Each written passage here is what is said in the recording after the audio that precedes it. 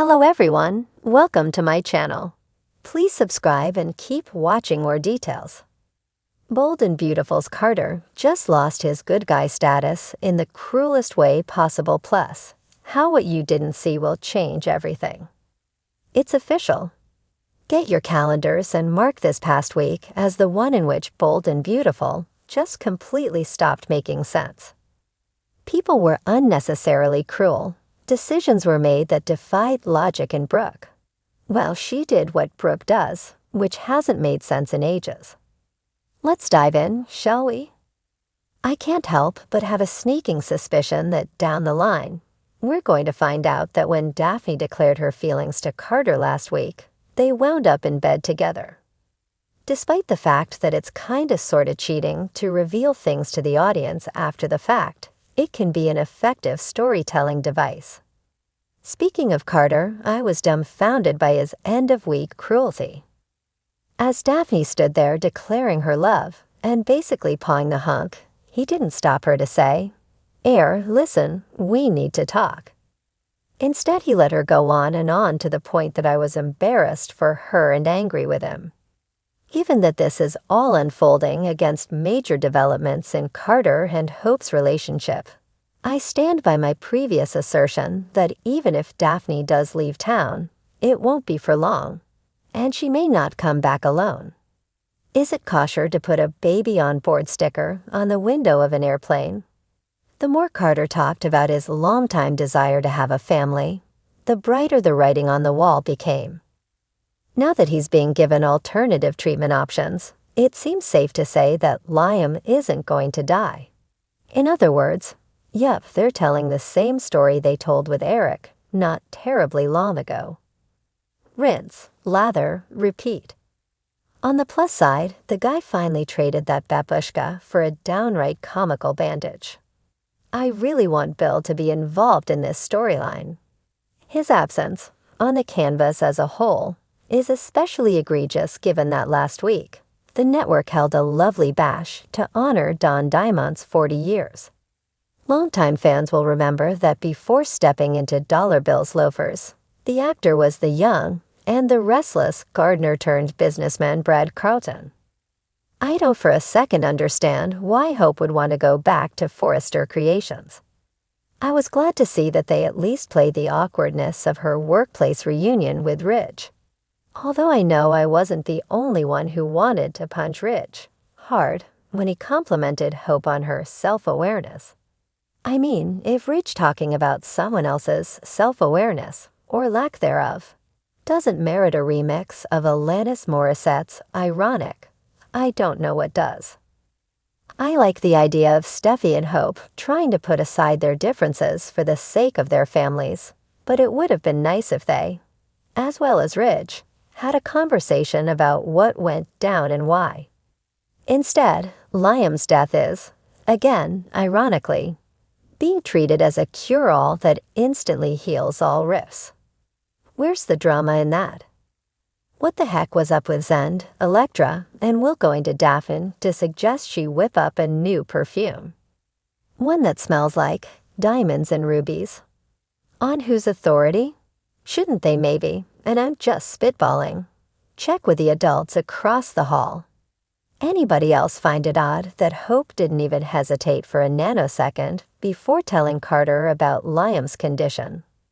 If I'd been asked to guess who would find out next, I'd have assumed either Steffi or Taylor would tell Ridge. Perhaps while explaining Hope's return to the company, which it's worth noting was a decision Steffi made without talking to her dad. Given that this entire show is nothing but talk, it's amazing how little people actually share with one another.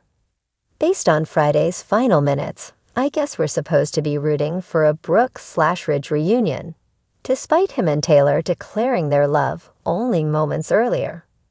Given that I want better for both women, I guess I don't really have a horse in this decades-long race. For years, Carter Walton was the quiet strength of the bold and the beautiful.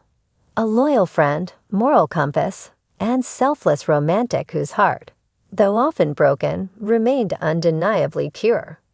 But in a twist that no one, not even the most seasoned soap sleuths, saw coming, Carter just shattered his good guy image in the most devastating way imaginable.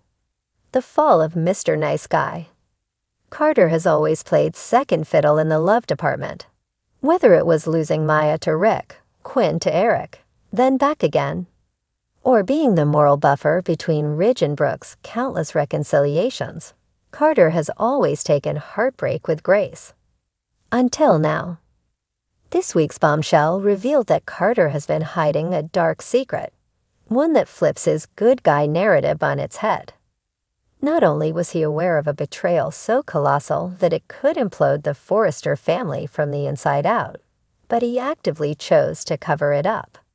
Why? Because Carter has finally decided that loyalty comes second to survival, and maybe, just maybe, revenge. The betrayal no one saw coming.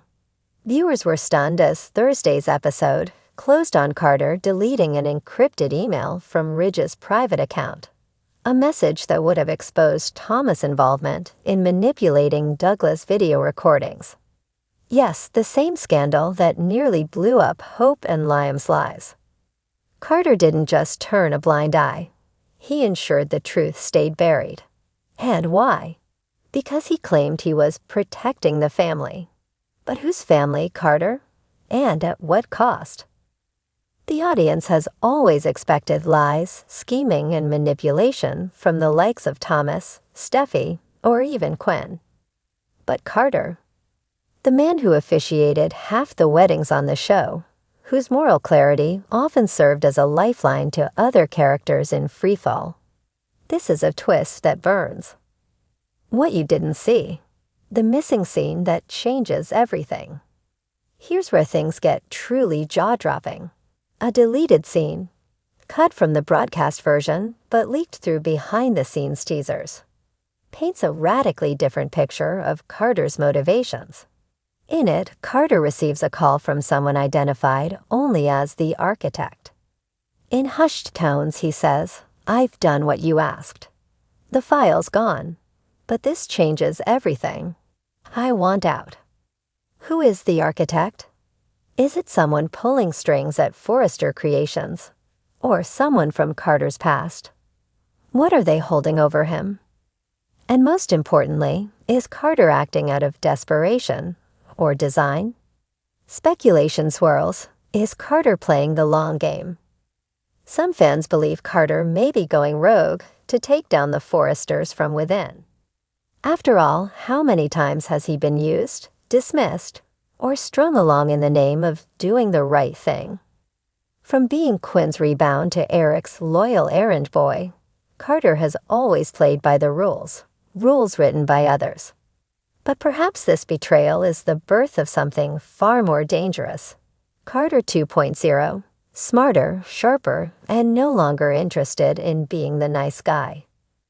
A reckoning is coming. As the truth starts to unravel, and rest assured it will, Carter may find himself in the crosshairs of those who once leaned on his integrity. Ridge won't take kindly to having his secrets manipulated. Brooke, ever the moral crusader, will surely demand answers. And if Hope finds out Carter shielded Thomas yet again, the fragile peace they've been building could shatter. The irony is rich. Carter may have started down this path to protect others, but he's now orchestrating the very kind of lies he used to condemn. And in soap terms, that's not just a betrayal, it's a transformation. The fallout, who stands with Carter now? With Carter's halo slipping, only a handful of characters might still stand by him, and even that feels tenuous.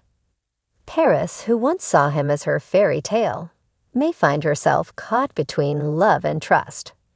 Quinn, depending on her return, might admire Carter's ruthless new edge, or she might be the one to take him down. Hand's End, a relative newcomer in the moral chess game, might be Carter's next unexpected ally or adversary.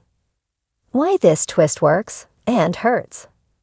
Carter's descent isn't just a clever plot turn. It's a profound emotional gut punch. This isn't a villain rising to power. This is a man who used to be our rock, who officiated weddings with tears in his eyes and always chose principle over politics. Watching him weaponize the very trust he once embodied is as thrilling as it is painful. And it's exactly what makes the bold and the beautiful so enduring. The show doesn't just thrive on drama. It lives in the gray spaces where good people do bad things and villains find redemption in heartbreak.